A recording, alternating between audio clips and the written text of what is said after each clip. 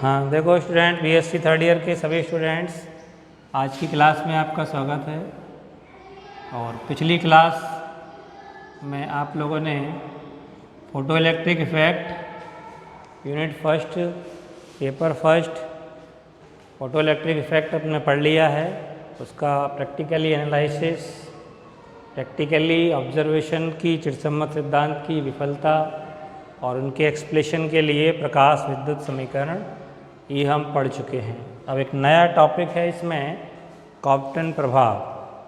Compton तो scientist का ही नाम है जिसने इस प्रैक्टिकल को, इस घटना को, इस प्रभाव को ऑब्जर्व किया। उसी के आधार पर इसका नाम है कॉम्पटन प्रभाव। अब समझिए कॉम्पटन प्रभाव क्या होता है। जब एक्स किरण फोटोन, ये कॉम्पटन प्रभाव किसके लिए है?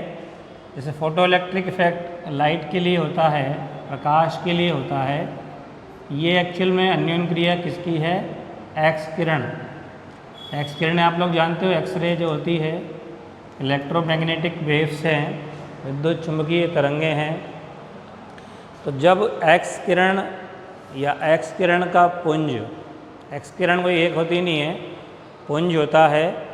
एक्स किरण पुंज किसी पदार्थ पर, पदार्थ में धातु भी हो सकता है, पदार्थ पर जब आपतित होता है तो एक्स किरण की पदार्थ के परमाणुओं के इलेक्ट्रॉन से अन्योन्य क्रिया के फलस्वरूप वो जो फोटोन है आपतित, एक्स किरण भी वैसे ही प्रकाश के रूप में, चूँकि पूरा क्वांटम का ही चैप्टर अपन पढ़ रहे हैं, पूरी बुक का नाम ही क्वांटम है, क्वांटम मैकेनिक्स है।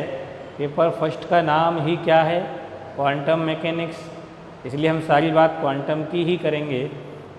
तो एक्स किरण जो कि ऊर्जा है, तरंगित है, ये क्या है? इलेक्ट्रोमैग्नेटिक वेव्स, विद्युत चुम्बकीय तरंग। और प्रकाश भी विद्युत चुम्बकीय तरंग ही होती है। तो जिस तरह प्रकाश की ऊर्जा को हमने फोटोन के रूप में कंसीडर किया है, फोटोन के रूप में माना है, ऊर्जा पैकेट क्वांटम या क्वांटा के रूप में माना है, उसी तरह से जो एक्स किरण फोटोन होते हैं, फोटोन की ऊर्जा यहाँ भी वही है, E बराबर एच ड्यू। तो एक्स किरण फोटोन जब किसी पदार्थ पर आपतित होता है तो पदार्थ के परमाणु के इलेक्ट्रॉन के साथ उस फोटोन की अन्योन्य क्रिया में जो फोटोन है वो किसी अन्य दिशा में विचलित हो जाता है या प्रकीर्णित हो जाता है, और इलेक्ट्रॉन भी अपनी मूल कक्षा से विस्थापित हो जाता है या विचलित हो जाता है। इस इफ़ेक्ट को हम कहते हैं कॉम्पटन इफ़ेक्ट, कॉम्पटन प्रभाव। इसको अपन चित्र के अकॉर्डिंग इस तरह दिखा सकते हैं। जैसे मान लो ये परमाणु का इलेक्ट्रॉन है, इसकी अन्योन्य क्रिया किसके साथ हुई? एक्स किरण फोटोन। ये हमने क्या दिखाया? एक्स किरण फोटोन, एक्स किरण फोटोन, जिसकी ऊर्जा, तो फोटोन की ऊर्जा जो होती है E बराबर एच न्यू, और इसका संवेग, तो संवेग कैसे लिखते हैं? P बराबर mc होता है।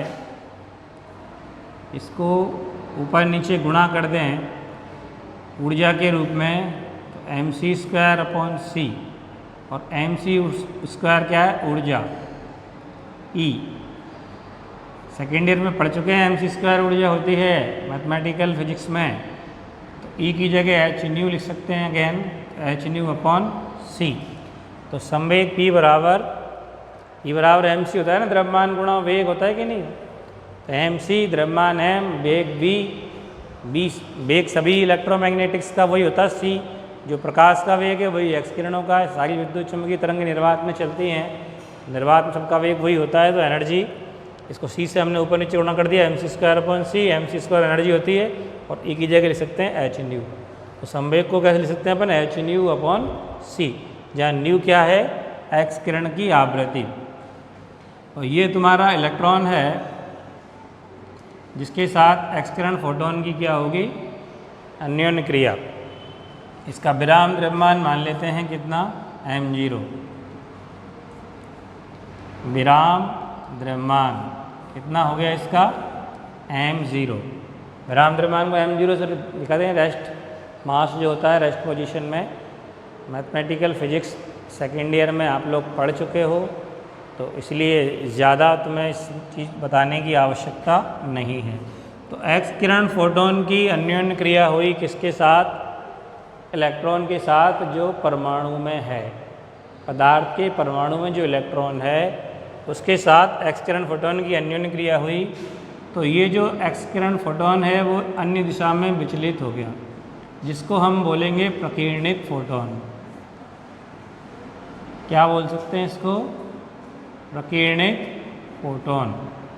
अब इसकी जो ऊर्जा होगी वो कम होगी, क्योंकि कुछ ऊर्जा वो इलेक्ट्रॉन को देगा, जिससे इलेक्ट्रॉन भी क्या हो जाएगा?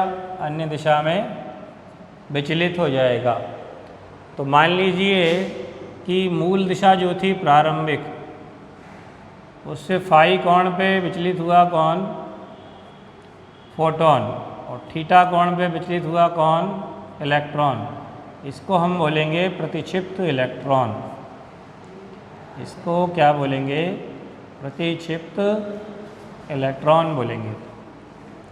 तो जो फोटोन यहाँ पे प्रकीर्णित हुआ उसकी एनर्जी आपतित फोटोन की एनर्जी से क्या हो जाएगी? कम हो जाएगी।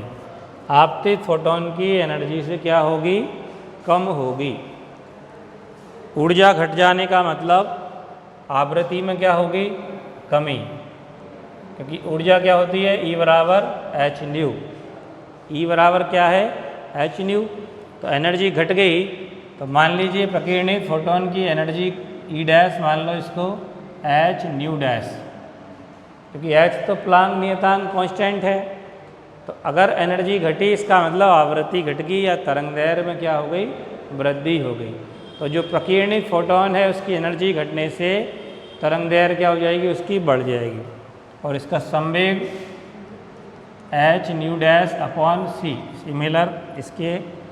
और जो इलेक्ट्रॉन है प्रतिक्षिप्त, उसकी एनर्जी क्या हो जाएगी? E बराबर mc स्क्वायर, और संवेग क्या हो गया इसका? mv। तो ये सब ये फोटोन की अन्योन्य क्रिया से पहले और ये फोटोन की अन्योन्य क्रिया के बाद की स्थितियां हैं। अब इसको अपन इसका मैथमेटिकल एनालिसिस करेंगे कि जो फोटोन प्रकीर्णित होकर किसी दिशा में विचलित हो गया, उसकी आवृत्ति या तरंगदैर्घ्य में कितना परिवर्तन आएगा। इसमें हमें जो एनालिसिस करना है वो इसी चीज़ का करना है कि तरंगदैर्घ्य में परिवर्तन कितना आएगा। इसी का एनालिसिस करना, ऑब्जर्वेशन करना ही कॉम्पटन इफेक्ट है। इसी को कॉम्पटन ने भी एनालिसिस किया, इसी को हम करेंगे। तो सबसे पहले यहाँ हम लिख लेते हैं, सबसे पहले आपतित फोटोन की ऊर्जा। जो आपतित एक्स किरण फोटोन है, आपतित एक्स किरण फोटोन की ऊर्जा E बराबर क्या है? H new. फिर आपतित एक्स किरण फोटोन का संवेग, संवेग क्या है? एच न्यू अपॉन सी। फिर इसके बाद प्रकीर्णित एक्स किरण फोटोन की ऊर्जा E डैश बराबर क्या है? H nu dash. और प्रकीर्णित फोटोन का संवेग क्या है? P डैश बराबर एच न्यू डैश अपॉन सी। फिर जो इलेक्ट्रॉन प्रतिक्षिप्त हुआ, प्रतिक्षिप्त इलेक्ट्रॉन की ऊर्जा क्या है? E बराबर mc स्क्वायर। और प्रतिक्षिप्त इलेक्ट्रॉन का संवेग कितना है? P बराबर mv।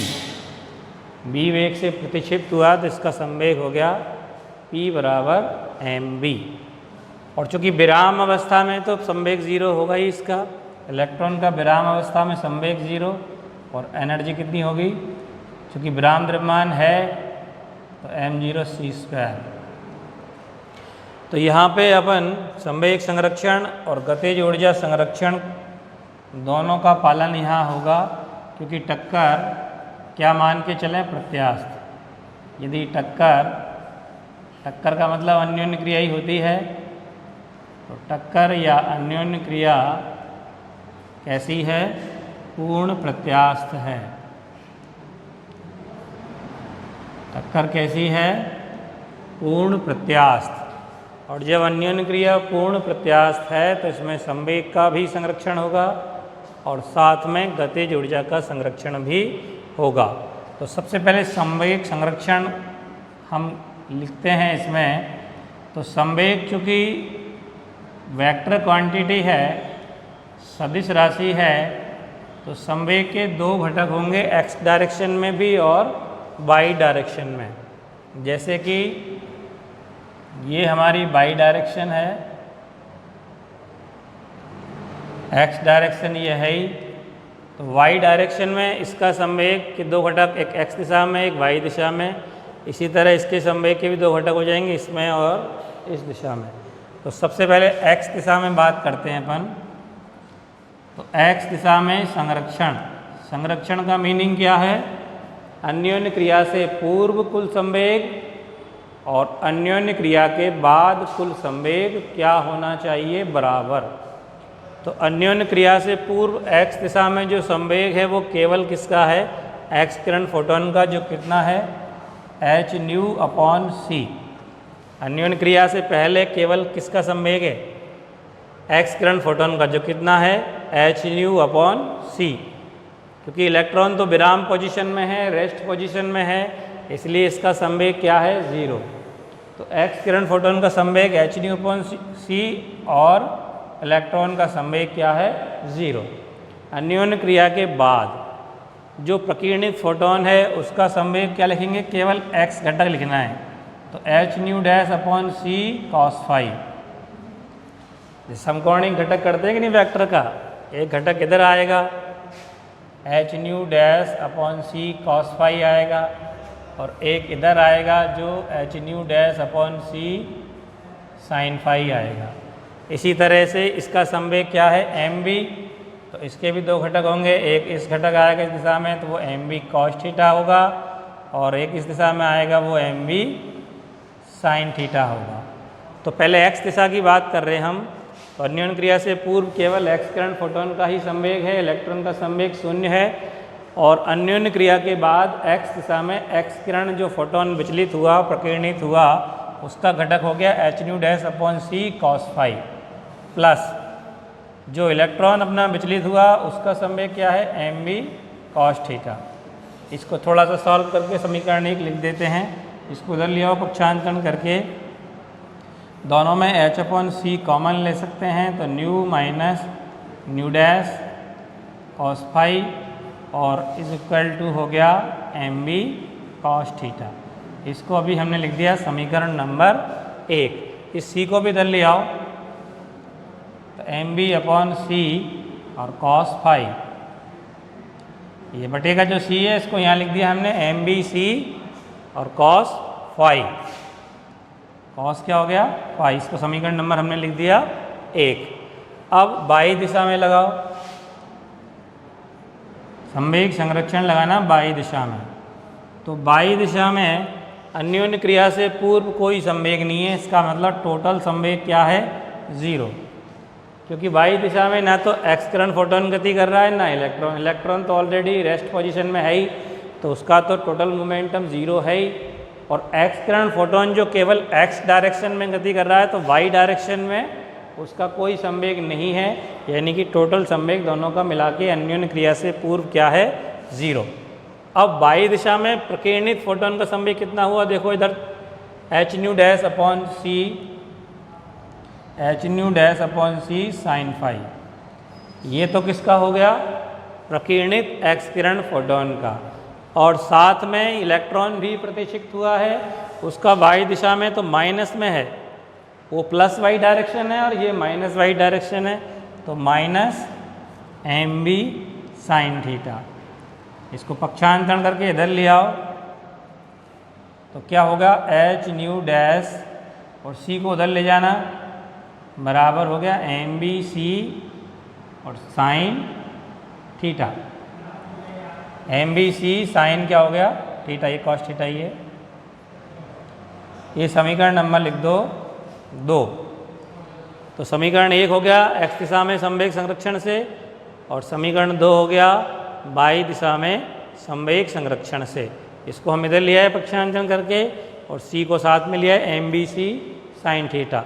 अब इसके बाद लगाएं गतिज ऊर्जा संरक्षण। अदिश राशि है इसलिए इसमें x दिशा या y दिशा में कोई अलग अलग घटक नहीं होंगे, केवल एक ही वैल्यू होगी, तो उसी को लेके चलना है। तो गतिज ऊर्जा संरक्षण का मतलब अन्योन्य क्रिया से पूर्व कुल ऊर्जा इज इक्वल टू अन्योन्य क्रिया के बाद कुल ऊर्जा।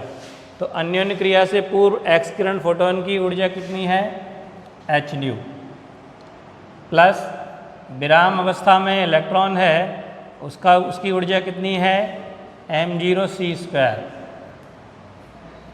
और इक्वल टू अन्योन्य क्रिया के बाद एच न्यू डैश, और इसकी ऊर्जा कितनी हो गई एम सी स्क्वायर।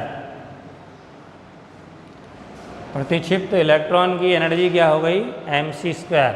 प्रतिक्षिप्त फोटोन की ऊर्जा एच न्यू डैश, और प्रतिक्षिप्त H nu minus H nu dash plus M zero C square is equal to M C square. या एच कॉमन ले लें तो nu minus nu dash plus M zero C square बराबर M C square. इसका दोनों तरफ वर्ग कर दो,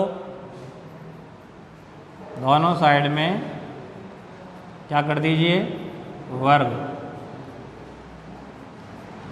तो दोनों ओर वर्ग करने पर तो इस तरफ तो होल स्क्वायर बनेगा, उस होल स्क्वायर को भी खोल दो, तो h square into nu minus nu dash का होल स्क्वायर प्लस इसका स्क्वायर करेंगे M zero square C four, plus इनका गुणा और दुगुना होगा तो 2h M zero C square into nu minus nu dash is equal to इसका स्क्वायर कितना हो गया एम स्क्वायर सी फोर। या इसका भी होल स्क्वायर खोल दें तो h square nu square plus nu dash square minus 2 nu dash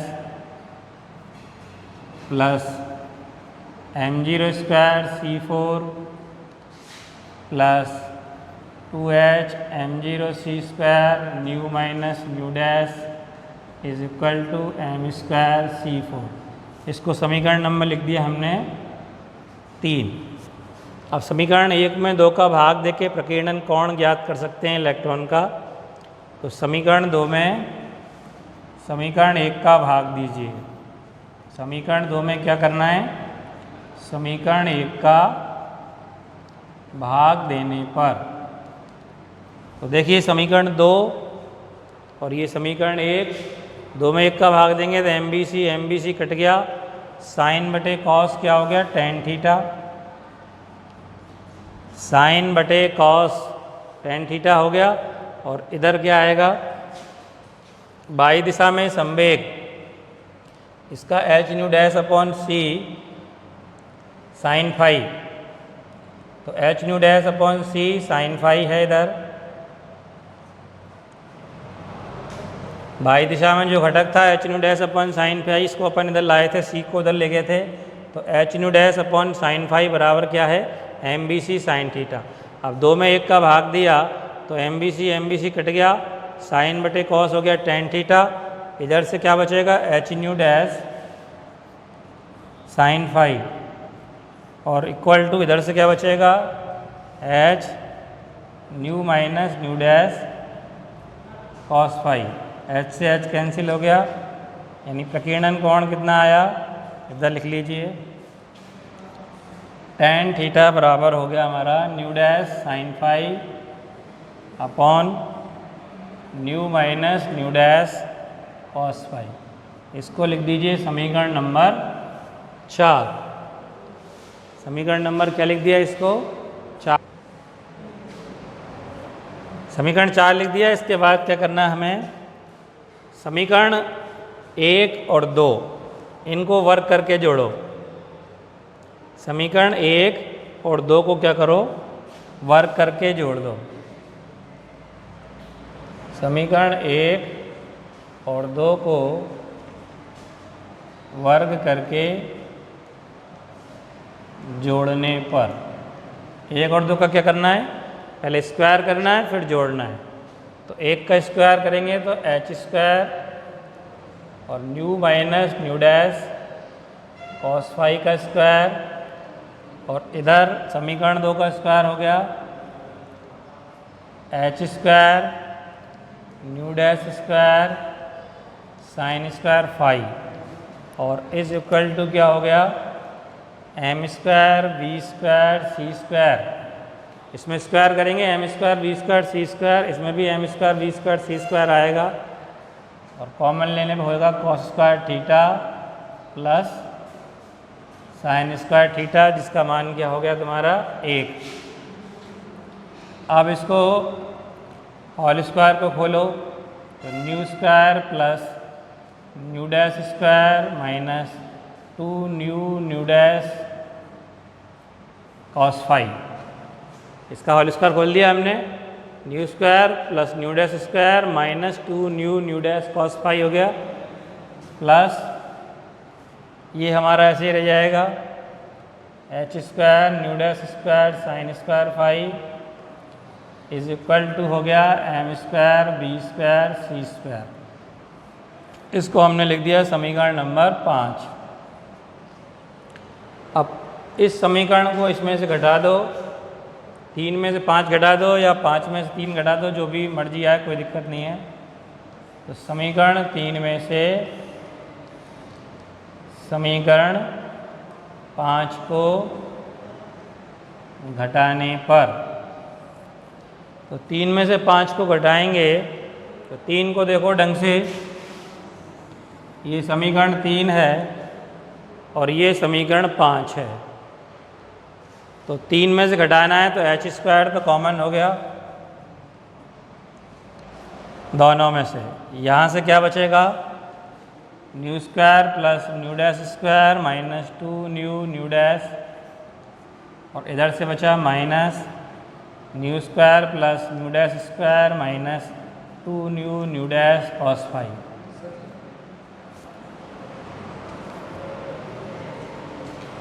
इसके बाद यहाँ से घटेगा, उस साइड में तो हो गया क्या, ये समीकरण, अब इसमें इसको घटा रहे हैं तो ये एज इट इज़ बचेगा, तो plus m0 square c4 plus 2h m0 c square nu minus nu dash, इसमें से क्या घटाना है, minus h square nu dash square sine square phi, और इज इक्वल टू उधर क्या है m स्क्वायर c4, और यहाँ क्या बचा m स्क्वायर बी स्क्वायर और सी स्क्वायर, इसमें ये कैंसिल हो गया,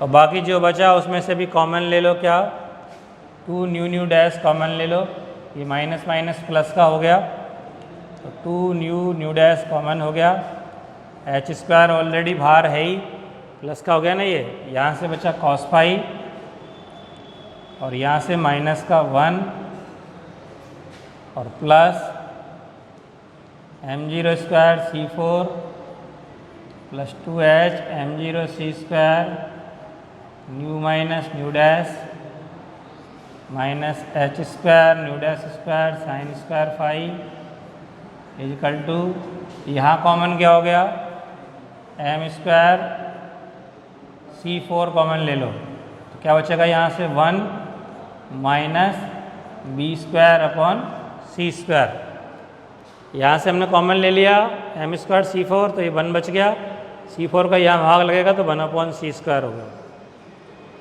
तो इसके बाद आगे फाई, यहाँ जो होल स्क्वायर बोला nu square plus nu dash square cos square phi minus 2 nu dash cos phi, तो यहाँ जो आएगा ये साथ में क्या आएगा, कॉस स्क्वायर फाई, तो ये इक्वेशन नहीं कटेगा, केवल न्यू स्क्वायर कटेगा।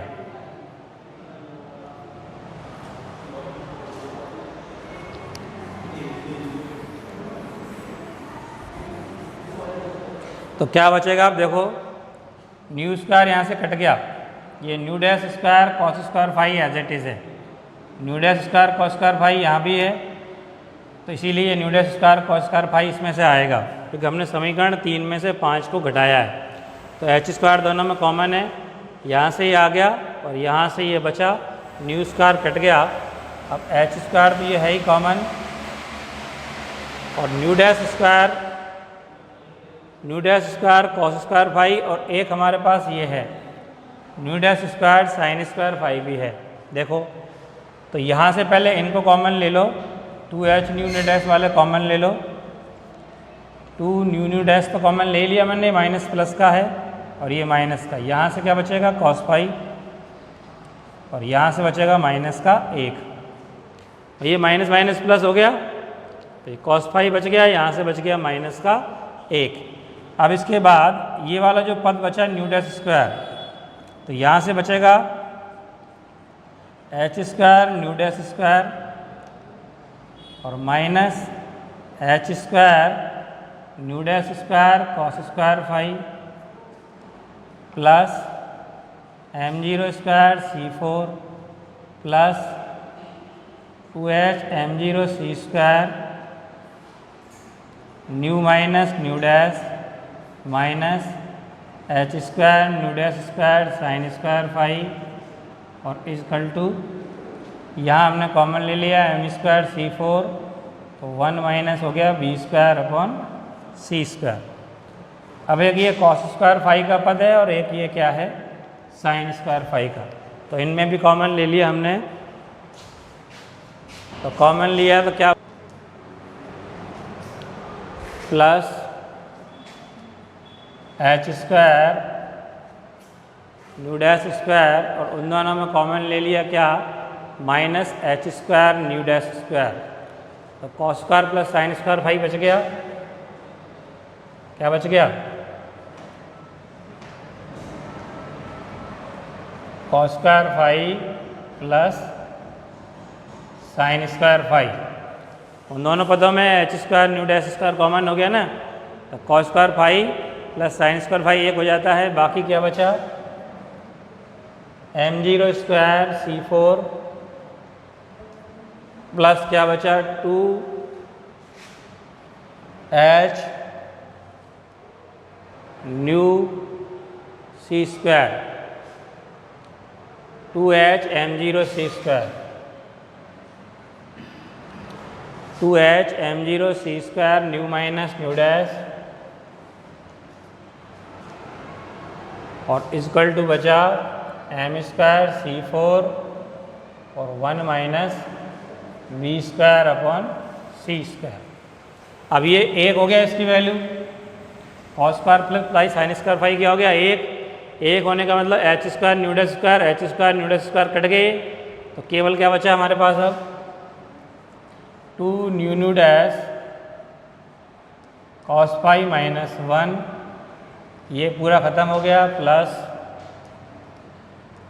m0 square c4 plus 2h m0 c square nu minus nu dash बराबर m स्क्वायर c4 और 1 minus b square upon c square. अब ये हमारा जो हो गया, इससे हमें को न्यू माइनस न्यू डैश की वैल्यू निकालनी है, यानी ये ज्ञात करना है कि आवृत्ति में परिवर्तन किस तरह से होगा और तरंग दैर्घ्य में परिवर्तन किस तरह से होगा।